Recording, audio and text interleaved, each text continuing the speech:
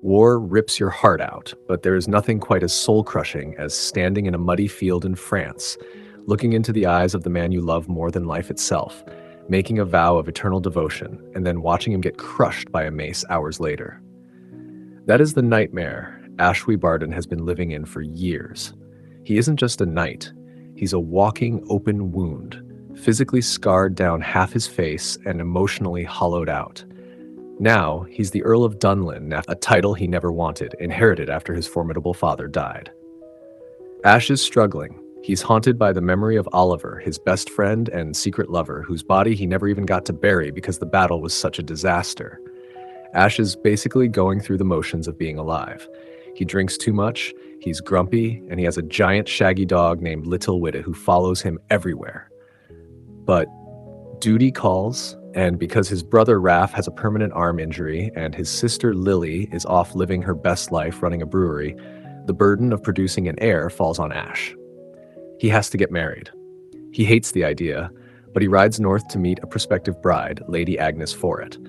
She's a Scottish widow with land and money, which makes her a catch on paper, but Ash is expecting a stiff, boring noblewoman. On the way, Ash wanders off into the woods to sulk, classic Ash move, and runs into a lad poaching on the land. They bicker, and Ash, being the graceful hero he is, falls straight into a deer trap. The lad helps him out, and they share this snarky, surprisingly fun chemistry. Cut to the castle, and surprise, the lad is actually Lady Agnes. She dresses as a man to hunt and feel comfortable in her own skin. Instead of being horrified, Ash is relieved. He realizes she's just as much of an outcast as he is. They bond over their shared oddities. Agnes confesses she feels wrong in her body sometimes, and Ash, carrying the secret of his queer love for Oliver, respects that. They agree to marry, not for love, but for a solid partnership where they won't drive each other crazy. But then the story takes a turn that makes you want to scream at the screen. While Ash and Agnes are walking in the woods, a bandit jumps them. He's fast, brutal, and tries to slit Ash's throat. Agnes tackles him, and in the scuffle, the bandit's scarf comes down. Ash freezes. He knows those blue eyes. It's Oliver. Yes, Ollie.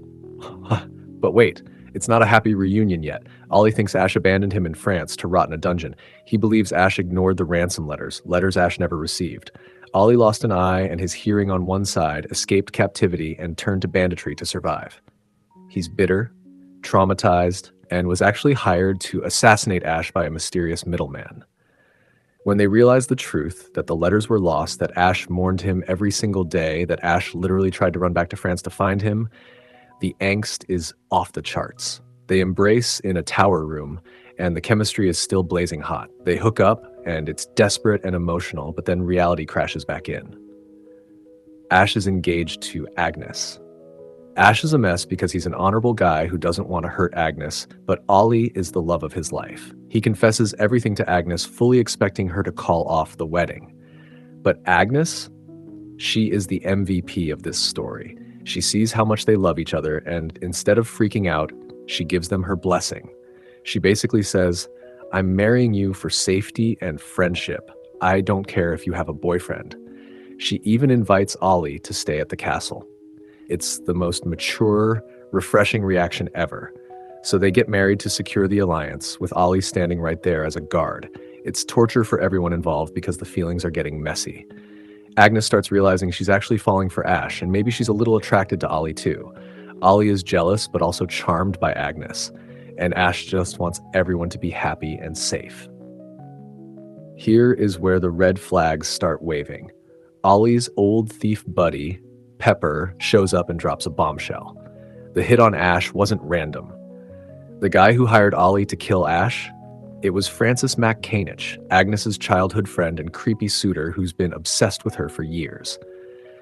Francis told Agnes's parents that Ash was a violent monster, so they'd support getting rid of him, leaving Agnes free to marry Francis.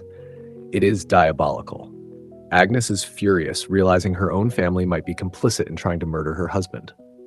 But before they deal with that, we get one of the most pivotal scenes in the book.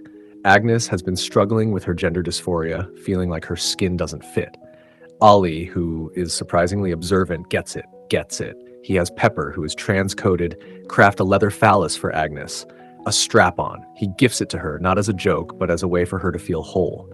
It's an incredibly tender, affirming moment. And then things get spicy. Agnes, Ash, and Ollie end up in bed together. Agnes wears the phallus, and she tops Ash while Ollie coaches them. It's not just about the physical act, it's about Ash submitting and trusting her, and Agnes finally feeling powerful and aligned with her body. It cements them as a triad.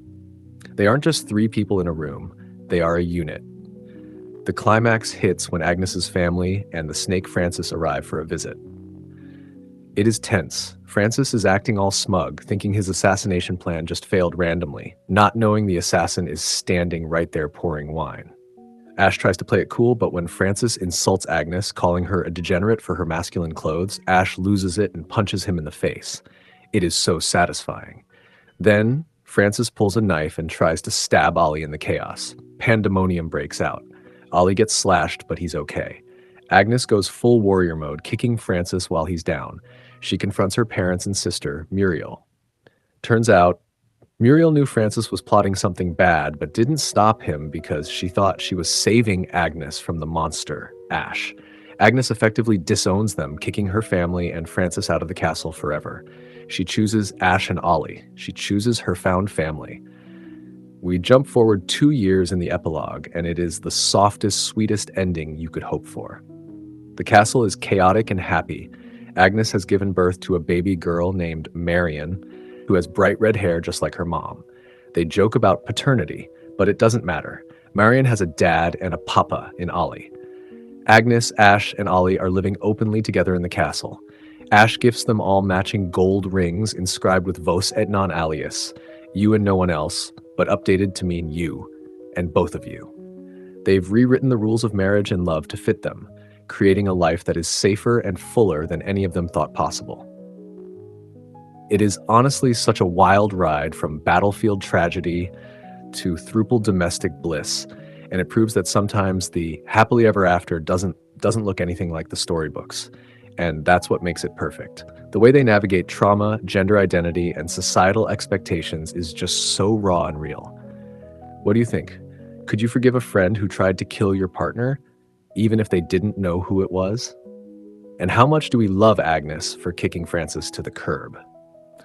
Let me know your thoughts in the comments, and if you want more recaps of emotional roller coaster books like this, make sure to like and hit that subscribe button.